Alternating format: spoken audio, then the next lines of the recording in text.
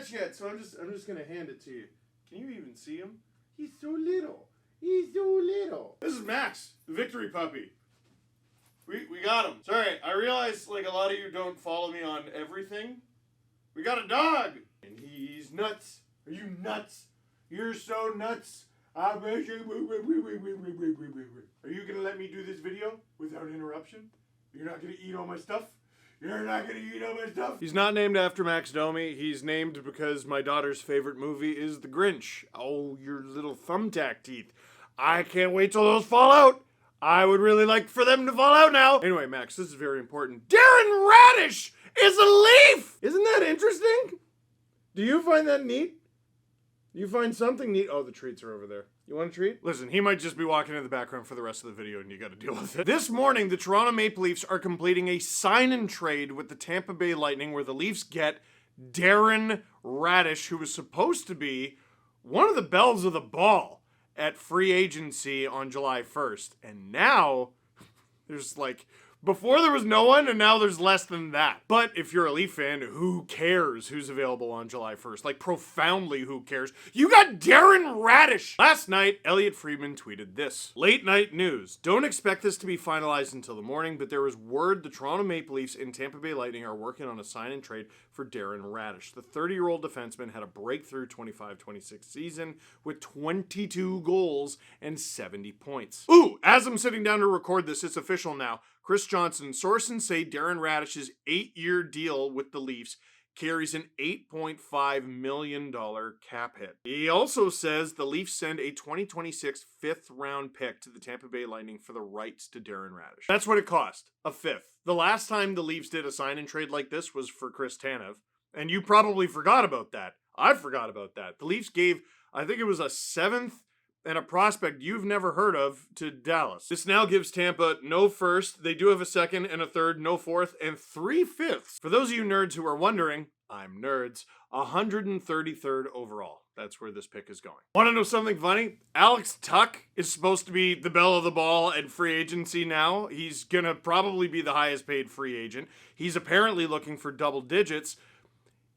Raddysh had more points. Now, he had over 30 goals. He also plays wing for the Sabres, not right-handed defenseman for the Lightning. Now, why would the Leafs do a sign and trade for this player? Well, one, you get ahead of the market, and now no one else can talk to him but you. But also, you can sign a player to a longer contract extension when you already have that player. And remember, as of September, 8-year contracts are going away in the NHL. He's 30. He also just put up 70 points this past season. He also put up 70 points this past season, which is a new career high after his previous career high was 37. And he just put up 22 goals when his previous career high was 6. There's a world where this is a buy high deal on a late bloomer player who is never going to do this again and a tremendous overpay. There's a world where that happens. Tampa's probably cheering for it. That's why they traded him in division. But I'm on team spend the money. With the cap going up as fast as it is, not every team is going to spend to the cap. Listen, we know the Leafs haven't won the Stanley Cup since 1967, and everyone's talking about, oh, you can't get out of the first round or the second round. Okay, well, the last time they got out of the second round, there was no salary cap, and they were able to spend the money.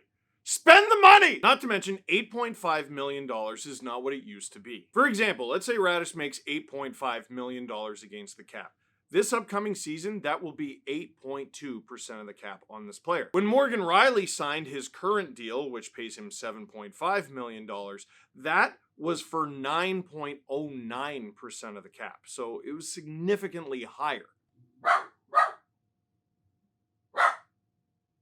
He's barking at my figurines. Which one are you barking at? And speaking of Rielly, this is kind of an older decor, and you're spending a lot of money on 2 players in Raddysh and Rielly who are in their 30s. What is Rielly's purpose on this team going to be if he can't quarterback the power play anymore? Well, my guess is, based on all the reporting that's out there, is Morgan Rielly ends up getting traded. For what? I don't know. He was one of the few guys on this team that could move the puck last season, and now with Raddysh and also the addition of Emile Andre, the Leafs are still, even though they're moving off of Rielly, looking to move the puck more. But for a second, let's talk about the tale of Darren Raddysh. This is a player who went undrafted in the NHL. He did win an OHL championship with the 2016-17 Erie Otters. I can't believe how stacked this team is. Amazingly, this team did not have Connor McDavid. Connor McDavid was eligible to play on the Otters, but he was already wrecking shop in the NHL. But this team did have Alex DeBrincat, Taylor and Darren Raddysh, the brothers, and Dylan Strome. Warren Fogle was on this team. Anthony Cirelli was on this team. He already had a Memorial Cup at that point. They were incredibly stacked, and that's why they were champions. Then in May of 2018, he signs a deal with the Chicago Blackhawks. And why wouldn't he? He had an incredible final season in the OHL as a right-handed defenseman with 16 goals, 65 assists,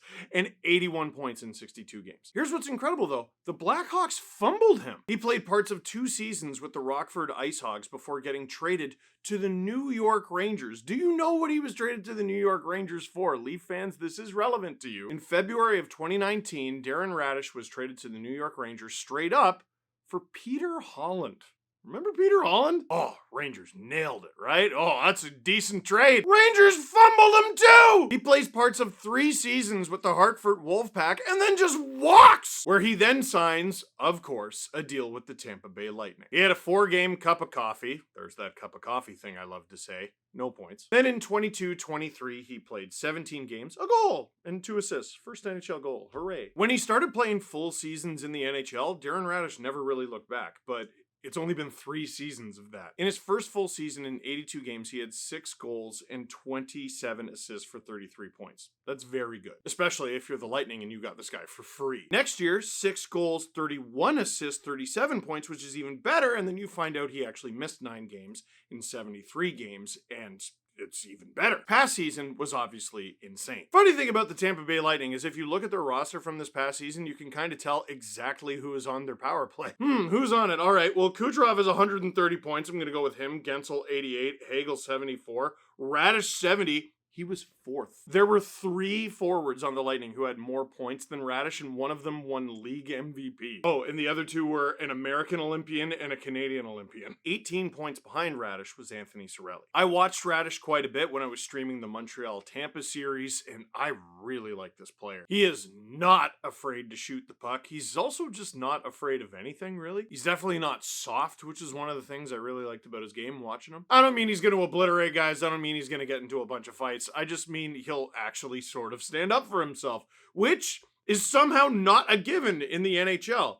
You ever look at someone and go, how did you make it this far through hockey without having to ever stand up for yourself? No, just Leaf fans this past year? Okay. Let's go through a couple different opinions of him. Jay Fresh said Darren Raddysh, acquired and signed an 8 x $8.5 million deal by the Leafs, is a top pair offensive defenseman with an old school clap bomb from the point. Love that. Strong puck moving all over the ice and solid stick work defensively. Interestingly, from Justin Bourne, Leafs get a second pair D, Darren Raddysh, right-hander who can run a power play and first bomb shot D the Leafs have had on the point in years. We'll get to that in a minute. Big bucks, but Leafs have cap space and it's going up. 8 years is much more, but gotta give to get. Days of just tire kicking appear to be over.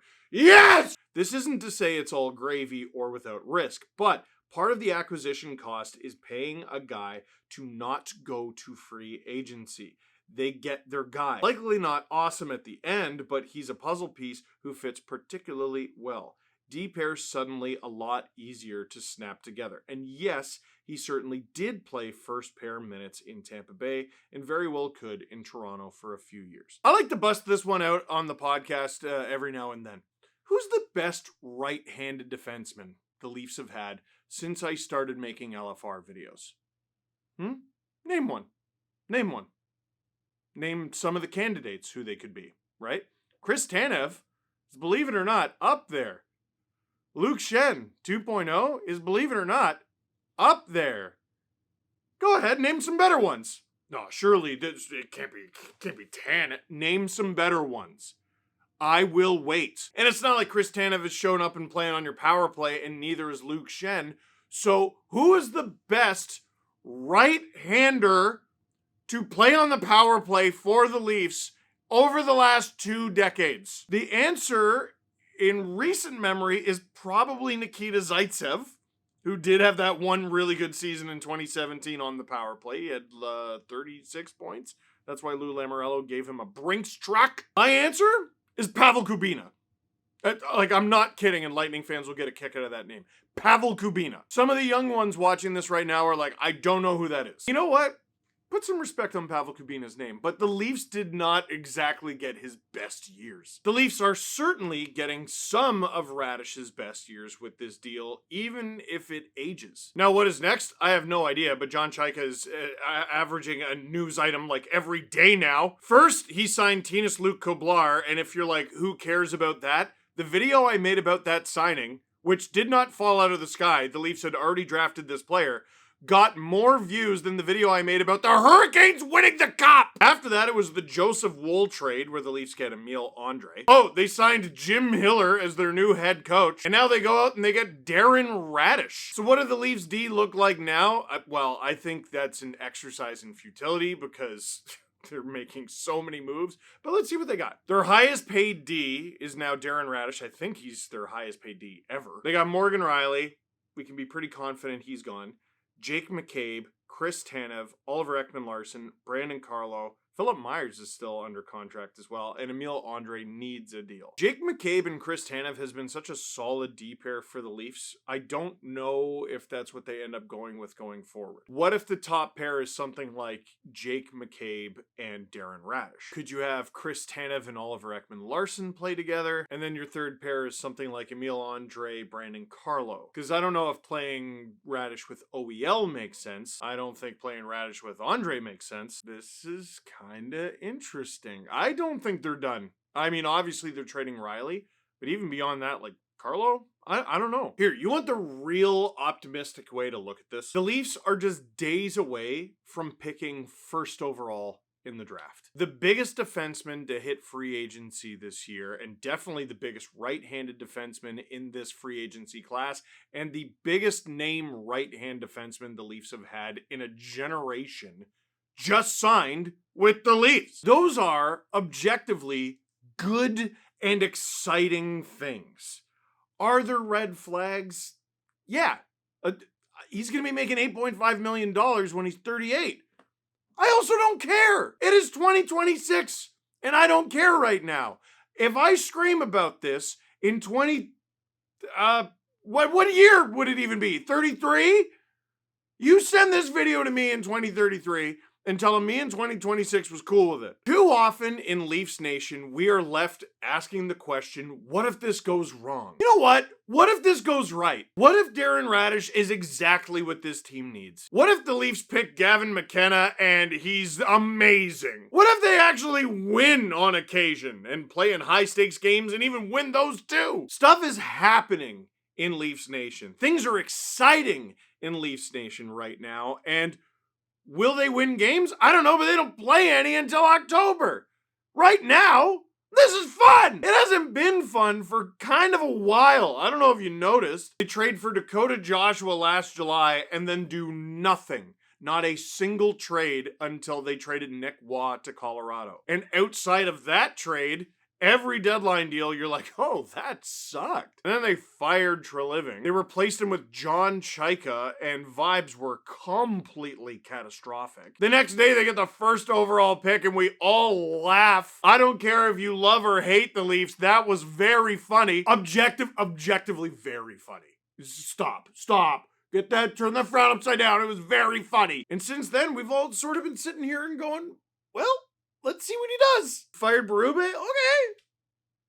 What else? Then he trades Joseph Woll, and a lot of us went, okay. Hired Jim Hiller to be coach? Okay. And there are reasons to be pessimistic and reason to be optimistic, but things are happening. And then they go out and they give a 5th round pick to a divisional rival so that they could get an 8-year deal with the biggest right-handed defenseman on the market who can run their power play, which sucked last year, by the way. Sorry, I'm having a hard time being pessimistic about that. I like this. I think you should too. But what do you think? Leave a comment in the comment box down below. For now, that is it for this one. Thank you very much for watching. Click like if you like this video. Click subscribe if you really liked it. Tell all your friends. Darren Raddysh is a Leaf.